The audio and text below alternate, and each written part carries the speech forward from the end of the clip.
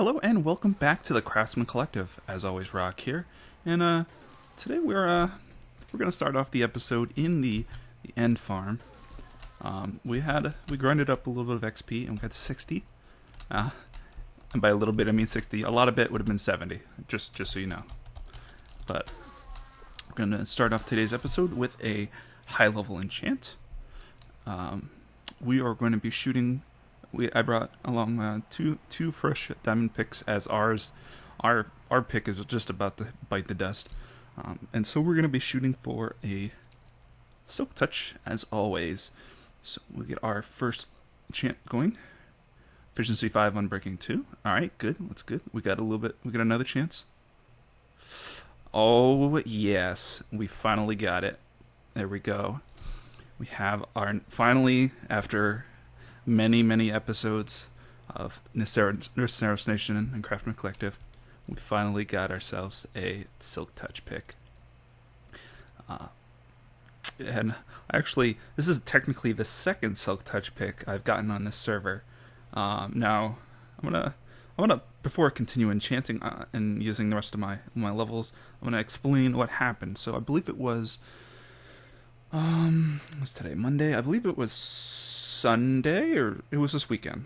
I grinded up to level 70 and I hit the enchanting room and I got Silktouch, and then I had another pick. I think it was this one still. That was nearly full. So I had, my Silktouch pick and I had my working pick, and I went on a spree of just mining the hell out of a bunch of ores and stuff. And the server crashed. And, when we relogged back in, or when the server came out, we relogged back in, I was missing quite a bit of stuff, and I was level 10, which seemed kind of odd because I shouldn't have had any levels at all, and I should have had my Silktouch. Well, apparently there was some type of error that caused the server to have to roll back about 3.5, almost 4 hours, which means I had lost a lot of levels, and I had lost my Silktouch and stuff, and so I was kind of depressed inside with that. But luckily, assuming there's no rollback, we should be good now that we finally have our Silktouch. And so the biggest reason, or I've got a lot of reasons in general, but one of the I'll go with two. One of the first reason being the ability to grab grass blocks. That will make it a lot easier for when we want to do things in maybe at some point we might make a sky base. We might want to use grass up there, and without Silktouch, the alternative would be to make a dirt staircase, which would take ages to get up. Or if we want to bring grass to the Nether, etc., etc. Also mycelium we can grab with it. The second reason being it will allow us to conserve a lot more space in our stashes. As it is right now, we get a lot of redstone from a redstone ore, especially with our fortune pick, and we can start filling up inventory slots and stash slots really quickly. So in general, if I got, say, if I mined a 64 redstone ore with a fortune pick, I'd probably have easily 5 or 6 stacks of redstone dust instead of just one stack of redstone ore. So that's probably one of the bigger reasons, is it'll allow us to get more and use less space in order to store it all. So that's what happened with the first Silktouch pick we got. But since we have this, hopefully things won't reset. And if they reset, I'm gonna cry. But as we have 44 levels left, let's go for shoot for a. Okay, we got a working pick.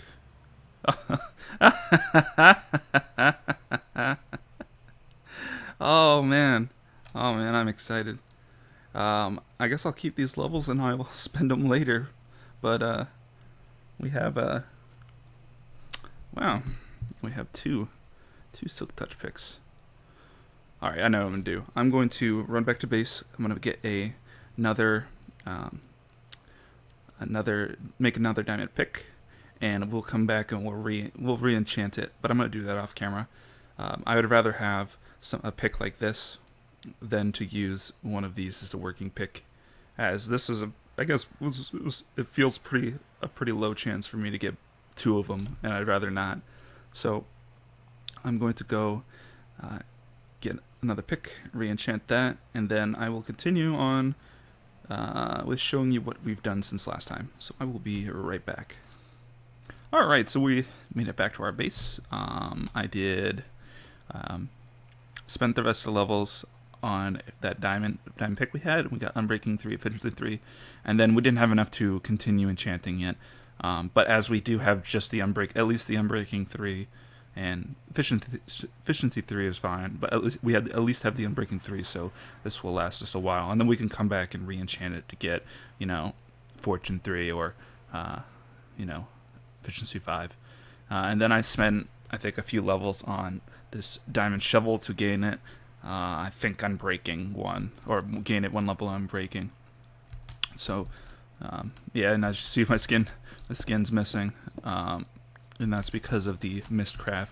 When you do enter the same world teleports, it seems to mess up your skin. But as you can see, our little hut here is now missing some stuff in it, and that's because we moved it downstairs.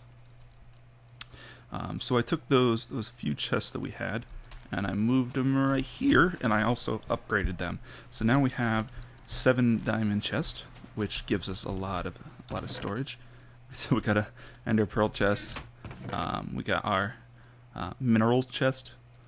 And so once we start getting blocks of these like nickelite, blocks of coal and stuff, we'll be able to just have all of these. It's 1, 2, 3, 4, 5. That's probably from like 2 stacks of coal blocks, maybe, or 1.5 stacks of coal blocks. So that could easily consume like this space instead of all this.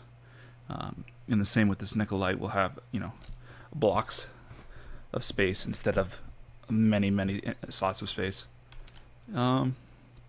So that's that. We got our random assortment chest. There's our spare Silktouch, and we got our redstone chest, which we don't have a whole lot in there right now, but I guess just enough. And we've been playing a little bit with some of the Red Power 2 stuff, and I've got an update to the redstone warp gate using the Red Power 2, so I'll be showing that off in a second. Let's see, we got our wood and wood supplies chest. We have building blocks. We also have our primary blocks. Now, as you can see here, we have a lot of mossy stone brick and cracked stone brick. I initially went to the main stronghold in this world, and I did a bit of mining. Not all of this is from that, but I did a bit of mining and got like 3-ish stacks from there. And I decided to stop mining there because I didn't want to, destroy the whole stronghold, taking all the stone brick and all this mossy and all the cracked stone brick. And then there is in the Nexus, there's a stronghold flatlands, and I ended up hitting that up with a ton of Eye of Enders and hunting out the stronghold, and I did a bit of mining there. Hopefully whoever owns it isn't too upset about it. If they are, I'm more than happy to either fix the damage with some stone bricks, or share my mossy and cracked stone bricks with them, or my stone bricks with them. But hopefully no one's upset about it. If anything, we could probably construct a new stronghold world to replace it if need be.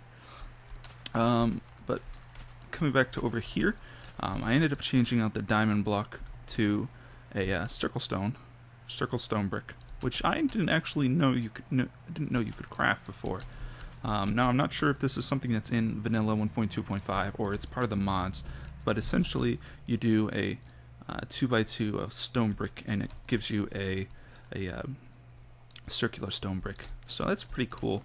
I'm gonna have to experiment at some point and seeing if it's a vanilla feature or it's just part of the mods. Coming into our redstone warp gate, we did quite a bit of I ended up going into single player world and doing a little bit of testing and redesigning of how the redstone could be modified, and it's actually a lot more compact. So we have our redstone torch detector, and the line comes down here, and this block or this section right here splits off into two. One of them goes into this it's like a flip-flop latch, or a flip-flop latch or something. It's pretty much a T flip-flop in a redstone or a red power 2 one block logic gate. And so since this block is being powered by this redstone right here, it can send power down to right here. So in general, I could replace, if I didn't have this, I could just put a piece of redstone and the power would get sent from the block to here. And then the second line branches off into here. So this right here is a one block T flip-flop, as you can see right here. And then the second line comes down into this. This is a repeater, which can be set to a pretty high delay in comparison to a regular repeater. And then it branches off over here into two more repeaters. Now these repeaters right here are there to prevent this line right here from connecting back to it, and then kind of making it like infinitely on, or interfering with the line in general. So these repeaters are there for just a little bit of extra buffer time, as well as preventing this line connecting with this line. So overall, it's a lot more compact.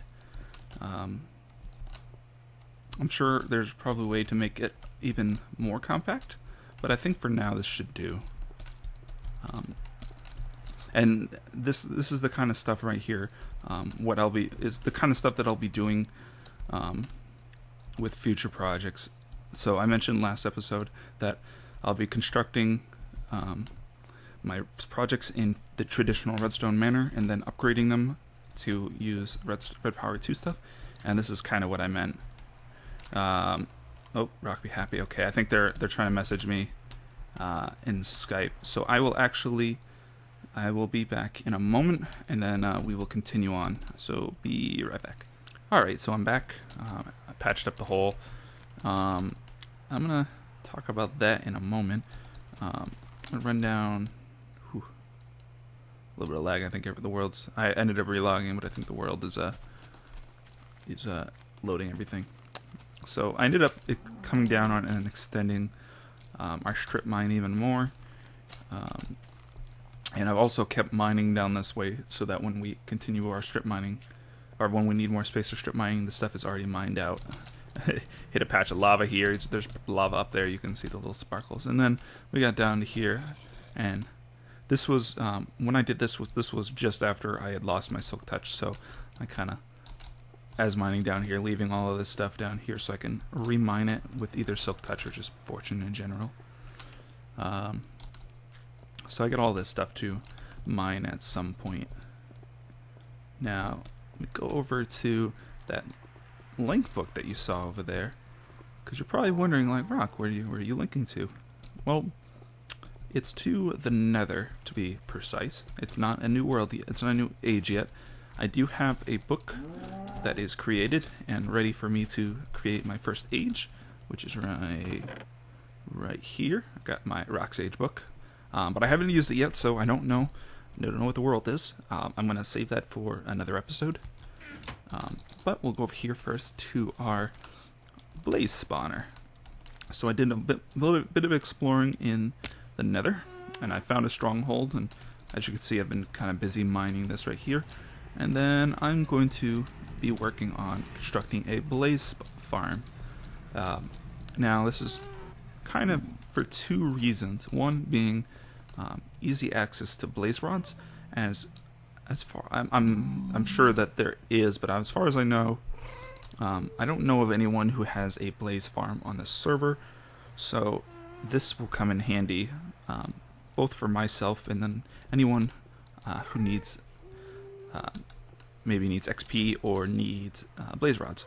Now, what I'm going to end up doing is setting up a big room here and setting up the blaze farm. Now, I know you may be thinking, but Rock, it's only one spawner.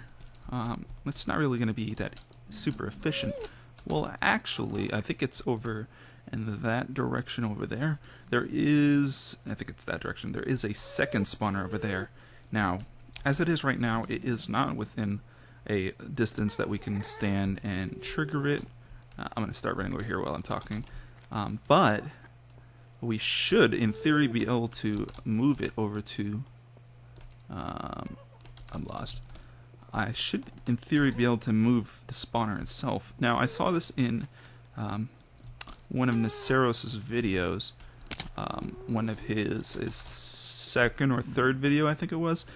He ended up actually moving a skeleton spawner closer to a... Yeah, right there. There it is. So it's right around the corner. See, there's ours, and there's this right here.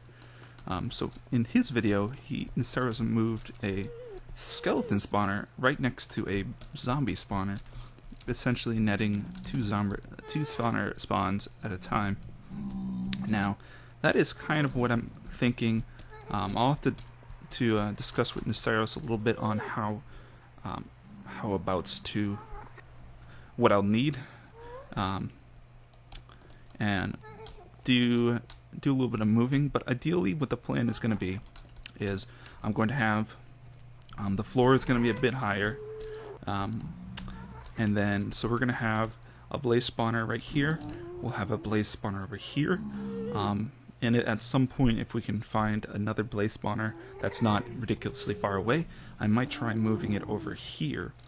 And what's going to happen is we're going to have a triple blaze spawner, which is going to give us a huge amount of XP in blaze rods, as in general a blaze gives 10 XP versus a typical hostile mob's 5 XP. So the end farm, pretty much it takes 2 Endermen to equal the same amount of XP as a blaze. And if blaze follow the same spawner principles as a regular mob, they have a chance to spawn four mobs per spawner, given the space restrictions. So in general, each spawner will we have the potential to get about 8 Endermen per 8 Endermen worth of XP per wave of spawns from each of the spawners, which in general is hopefully going to be a lot faster. So now I was thinking about it a little bit. I'm trying to figure out. Hold on, let me turn my sounds down a bit. These gas are going to be noisy as hell. There we go. So I was trying to figure out the best approach to get the blazes to a centralized location where we can set up a poison dispenser, and then to a poison dispenser to lower the blaze down to half a heart. That way we can throw an instant damage potion and kill them all. I was trying to figure out the best way to handle that. I could set up a system where it uses pistons to push, or have them all fall down to an area and piston push them to a central location, but that's not super consistent. I could just leave it so there's little poison instant damage points on each spawner, but that's also kind of inefficient, as we're going to be wasting a lot more resources on potions. And then I came up with an idea. Why don't we use the same principle as we're using for our redstone warp gate? So what essentially is going to happen is that these boxes, let's say, are going to be glass walled hollow boxes where the blaze will spawn in. Hey, Mr. Gas. So they'll spawn in there, that box, and then they'll fall down. Now, they're not going to fall down to a floor. They're going to fall down to a warp gate. Now, that warp gate will set up an intralinking to a small little tunnel, a glass tunnel, and then they will fall onto, say, something like that. And so we'll have a tunnel that will do a linking book inside, and then all 3 warps will link to the essentially the same place, and then all these blazes are going to come over to one centralized location and be all ready to start harvesting.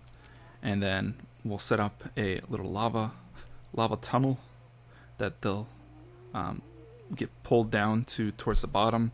We'll set up a piston lock off gate so that they can't get out, and then we'll set up the dispenser for the poison potions, and then essentially it'll be all set for whenever the person wants to harvest it. They'll close the lock off gate, they'll hit the button for the poison dispenser, and then beep beep beep, and then once the blazes stop ticking the poison damage, they just throw the instant damage potion and just rake in the XP. Now, ultimately, that is the plan for this area right here. I'm also planning on setting up probably back in this area over here, or somewhere around. There's 2 additionally planned areas, one being the, of course, enchantment table area.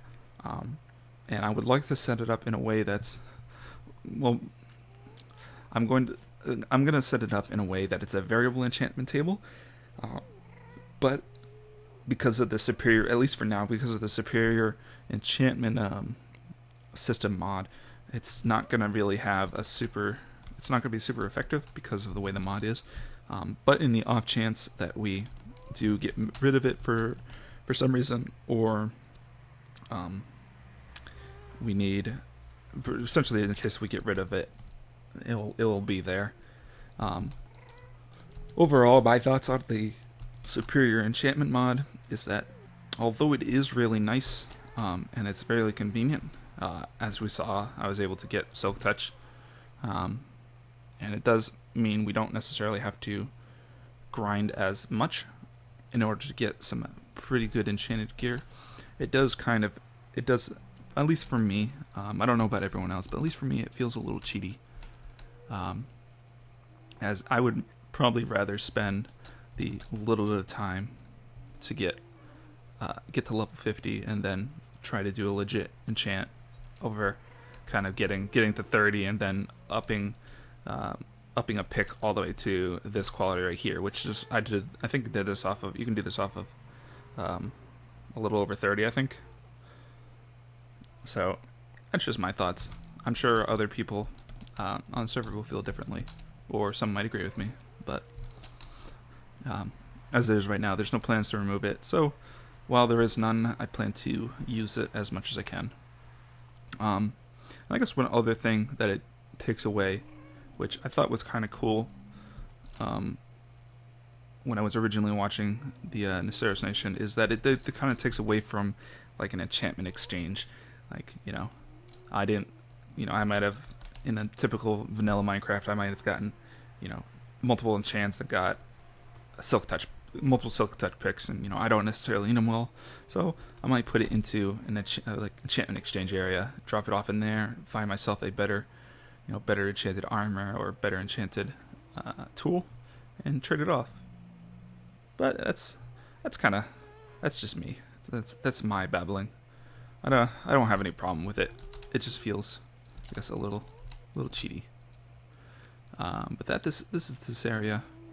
I'm going to wander back over. Actually, as we do have plans to work on a new little project today that I mentioned in the last episode, I'm going to head over to my server and give you guys a look at what I have in store for the little temple entrance at the top on the surface. So I will be right back.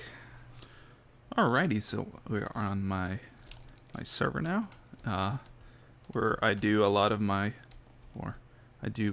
used to do a lot of my building and stuff. And these temples are the inspiration that I have for the temple that I will be putting on the Craftsmen Collective server. So they're all the same basic design, except for these trims is what's the main difference. So, this green temple has this leaves and the mossy cobblestone trim, and then the blue temple has water and lapis lazuli. Red temple has netherrack and lava. So these are the temples that I'm thinking to be using for the main overworld entrances to the various parts of the bases. And then once you get into there, you should be able to teleport around through link books to the various areas of the base, or you can kind of just run through the tunnels and stuff. So, just take a quick brief look over the various aspects of it. This big area back here is actually where some redstone circuitry is.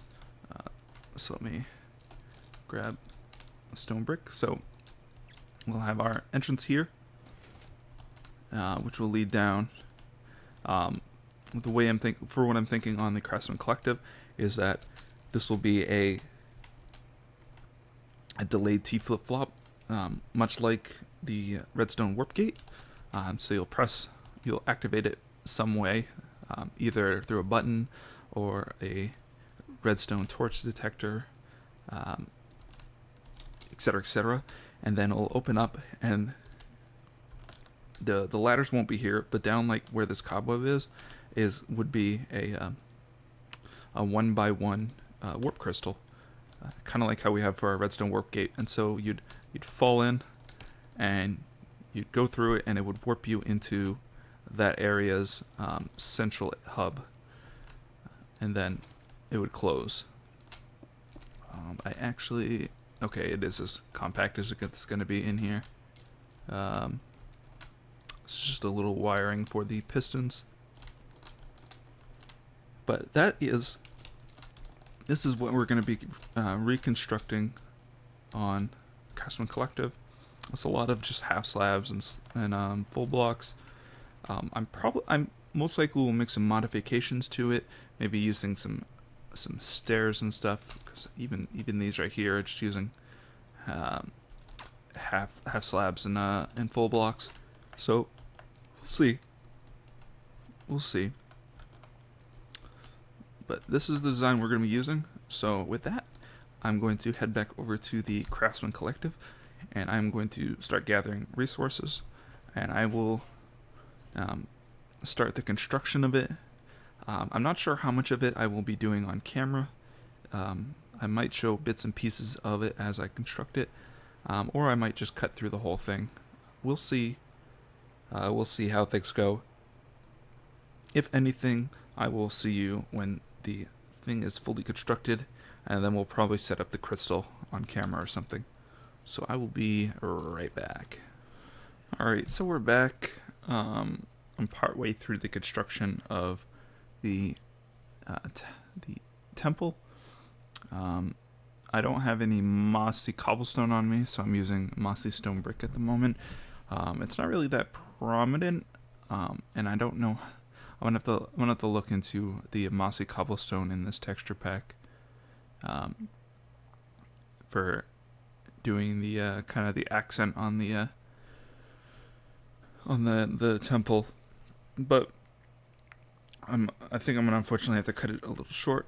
I ended up getting sidetracked into some ultra hardcore. I was playing with a couple of people in the server, and then some of the people they knew. I was playing from the server. I was playing with a Pie Guy and Saxman. And if you haven't checked them out, you should definitely do so. I will have a link in the description. Their channel is Jazzy Pastry.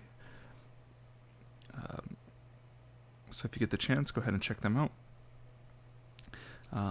So I got distracted with some ultra hardcore playing with them, and that ran for a little bit, and then after that I jumped back on the server to start the construction on our temple, and I think we got quite a bit done for today, but it's not done. So next episode we will finish this up and move on to a new project, probably the Blaze Farm. But in the meantime, I will be working on the Blaze Farm as well. Probably mostly the grunt work, setting up, the area itself and the floor and all that. I won't be moving over the other blaze spawner until I bought camera. That is one thing that I will be doing on cam for you guys, is the transportation of the second blaze spawner over towards the other one. That way we can kind of test our stuff. Oh, it's Lemon. Sup, Lemon?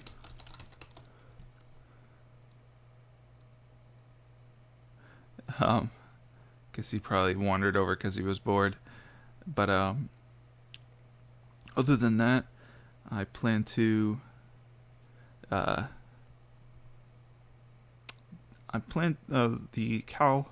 kill beast from the server.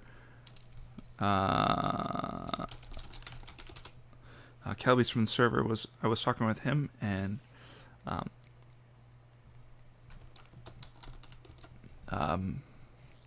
and he was possibly wanting to do some of my mod, and so we're probably going to do that some point this week. And in the case that we do, I will most likely do a little bit of recording on that for you guys. Other than that, I'm not sure. There's no way in at the moment.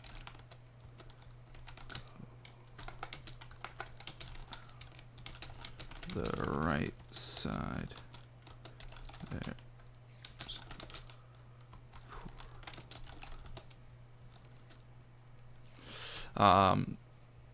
As I was saying, I'm not exactly sure what else I'm gonna do this week, other than the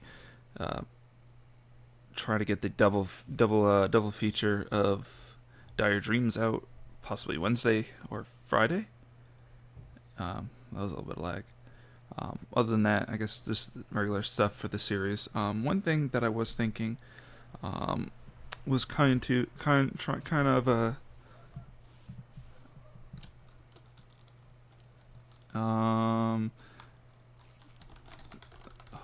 hold on, I'll be back in a second.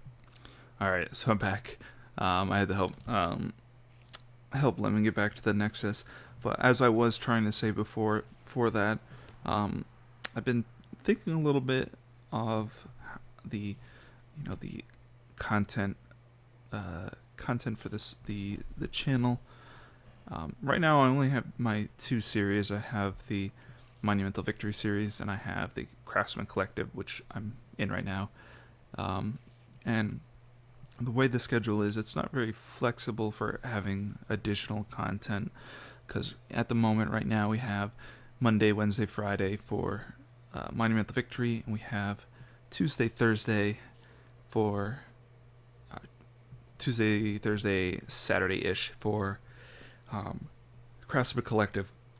But so I'd love to do additional Minecraft content, such as Mine Z, or just other random things, Redstone Workbench, etc., but I don't really have time to do so because I have the other series obligations. So one thing that I was potentially thinking of was moving either 1 or 2 days and as like wildcard days, so I could kind of put up whatever content I want. So do 2 days of what ultimately what that would mean is we'd have, for the 6 videos that we put out a week, 5 to 6, we'd have 2 episodes of Monumental Victory, 2 episodes of Craftsmen Collective, and then we'd have 1 to 2 wildcard episodes where we'd put out kind of what we felt like at the time. So, if we wanted to put out an extra episode of Craftsmen Collective because we're working on a particular project, we'd put out that. If we wanted to put out another episode of Monumental Victory because the current stuff that we're on is fun enough that I want to continue showing you guys, then we'd use that. Or, if we want to show off some redstone project in Redstone Workbench, or we want to play an adventure map or something, that's what I'm kind of thinking. Now, I'm not 100% sure on what days we'd set those up for. But, you know, if you guys have any feedback regarding that, on whether that's something that you guys would like to see, or, you know, if you guys want to just continue seeing the same two series at the current days that they air, I'll be glad to do so, as I would rather do content that you guys would like to see than try to move on to new stuff, at least for right now. I plan to do additional stuff at some point, but right now it's more of a to kind of see what you guys would like to see. So if you have any feedback on that, feel free to let me know. But I think with that, I'm going to cut the recording for today, as it is like 3 o'clock in the morning. And next time we meet, we will continue the construction on our temple and finish that up, as well as setting up the portal that will go down into the mines, and then the portal back up for the mines to probably somewhere inside the temple. But with that, I will say goodbye, and if you have any comments, suggestions, or feedback, or anything of the such, feel free to let me know, as I always read my comments. And with that, I will catch you guys next time.